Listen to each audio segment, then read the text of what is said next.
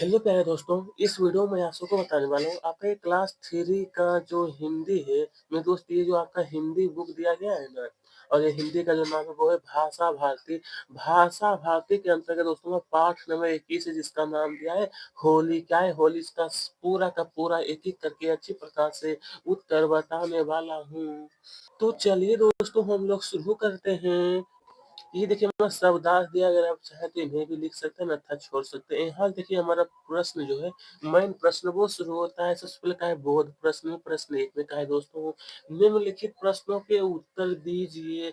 प्रश्न एक में का है कि होली का त्योहार कब मनाया जाता है। तो दोस्तों उत्तर में लिखना है कि होली का जो त्योहार है फागुन शुक्ल पूर्णिमा को मनाया जाता है। कब?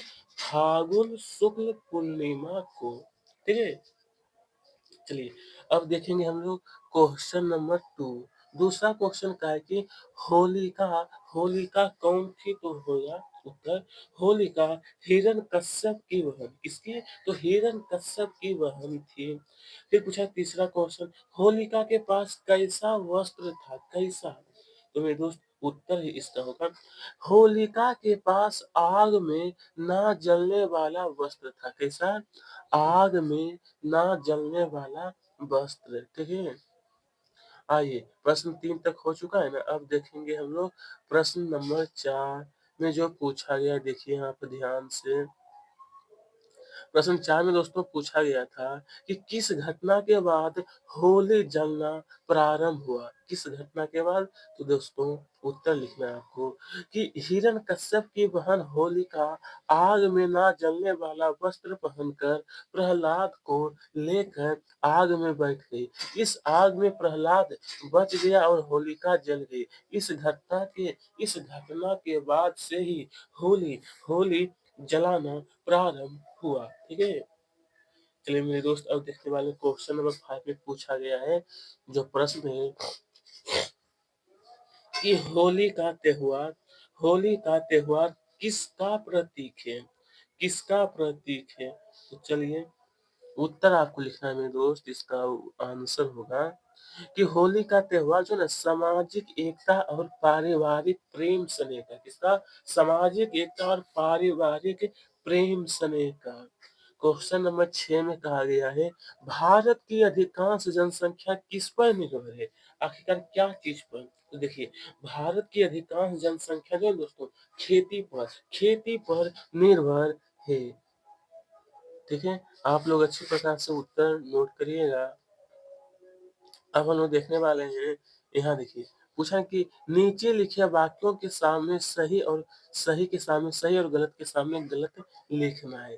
जैसा कि नीचे यहाँ पे देखिएगा नीचे लिखे वाक्यों के सामने सही और गलत लिखना है। ये देखिए हमारा कुछ प्रश्न है, होली बच्चों का प्रिय त्योहार है। इस प्रकार से कुछ क्वेश्चन है। चलिए इनका उत्तर यहाँ पर दोस्तों दिया गया है कि होली बच्चों का प्रिय त्योहार है। ये बिल्कुल सही है। होली के अवसर पर कच्ची फसल काटी जाती है। यह बिल्कुल गलत है, बल्कि पक्की फसल को हम लोग काटते हैं। जैसे कि गेहूं और रबी फसल जो होता है। अनाज की भुनी हुई बालियां को होला कहते हैं। यह भी सही है। फिर पूछा गया यहाँ पर हिरण्यकश्यप ईश्वर को मानता था। गलत है। होलिका जलकर भस्म हो गए। यह सही है। फिर इस प्रकार से मैं अच्छी प्रकार से प्रिय दोस्तों आपको आंसर बता रहा हूँ। ठीक है। इसके आगे देखिएगा दोस्तों, तो ये सर हमारा भाषा अध्ययन ये भाषा अध्ययन है। उदाहरण के अनुसार दिए गए शब्दों को लिखना है। जैसे कि एक उदाहरण में आपको दिया है कि तीज प्लस त्योहार से बन गया तीज त्योहार बना ना। इसी प्रकार से अबीर प्लस गुलाल इस तरह दिया। तो देखिए अबीर प्लस गुलाल से अबीर गुलाल, और बीच में आपको क्या है योजक चिन्ह लगाना है। कौन सा? ये जो बीच में जो चिन्ह देखते हैं ना, इसे हम लोग कहते हैं योजक। ठीक है। अबीर गुलाल ये हो गया बड़े बूढ़े हंसी खुशी। ठीक है। आइए दोस्तों अब देखने वाले हैं। ये तो हो चुका है पहला का आंसर। अब यहाँ पर ध्यान से देखिए तो दूसरा क्वेश्चन जैसा कि पूछा गया था निम्नलिखित वाक्यों में से संज्ञा शब्द जो होगा उसे छांट कर लिखना है। उसे क्या करना है? छांट कर। तो देखिए यहाँ हिरण्यकश्यप क्या है? एक संज्ञा है, और इस संज्ञा का मतलब एक नाम है। ठीक है। उसका देखिए पिचकारी क्या है? एक नाम है। प्रहलाद, गोरिया क्या है? गुझिया। गुझिया जो कि खाने वाली चीज़ होती है। प्रश्न 3 में कहा है कि निम्नलिखित शब्दों का उच्चारण कीजिए और उनका वाक्यों में प्रयोग कीजिए। ये कुछ शब्द दिया है जनसंख्या, हर मेरे साथ आपको भी उच्चारण कराने बोलना है। 2-3 बार प्रेस क्लिक करिएगा ताकि आपका हिंदी और मजबूत हो सके।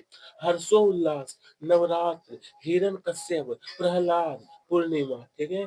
अब चलिए इसका वाक्य प्रयोग कहा गया है, तो चाहे तो आप इनका वाक्य प्रयोग भी लिख सकते हैं। जनसंख्या, तो भारत की जनसंख्या लगातार बढ़ती जा रही है। हर्षोल्लास, तो होली का त्योहार क्या है? बहुत ही हर्षोल्लास के साथ बहुत ही हर्षोल्लास के साथ मनाया जाता है।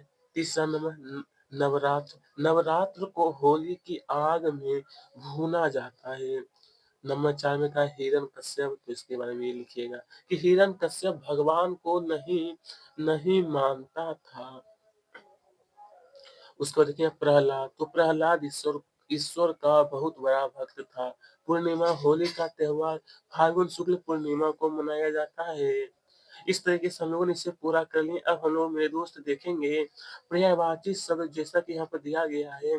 तो आग, पर्यायवाची आग को हम लोग अग्नि भी कहते हैं, पावक भी कहते हैं। हर्ष को हम लोग खुशी और प्रसन्नता भी कहते हैं। दिन को हम लोग दिवस और वार भी कहते हैं, और त्योहार को हम लोग पर्व और उत्साह भी कहते हैं। ठीक है, इस प्रकार से मैंने पर्यायवाची आपको बता दिया हूँ।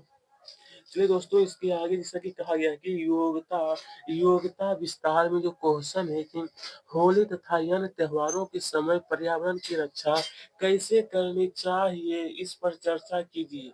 जैसे होली पर हरे भरे वृक्ष काटना और जलाना, दिवाली पर पटाखे जलाना, तो इसके बारे में आपको बताना है, क्या यह सही है?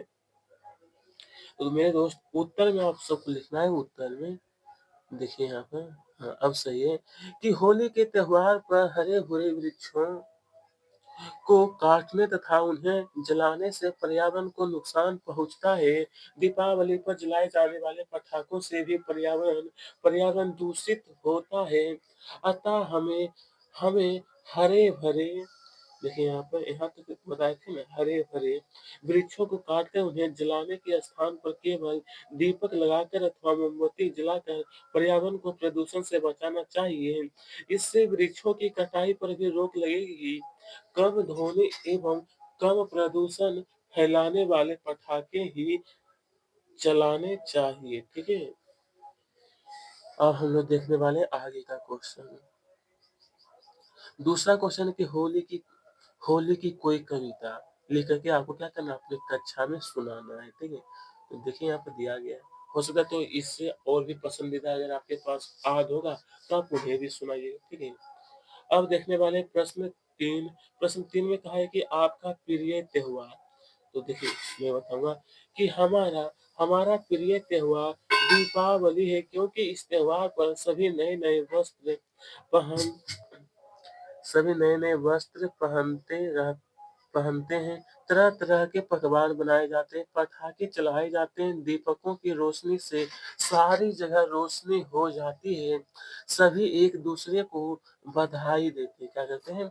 बधाई।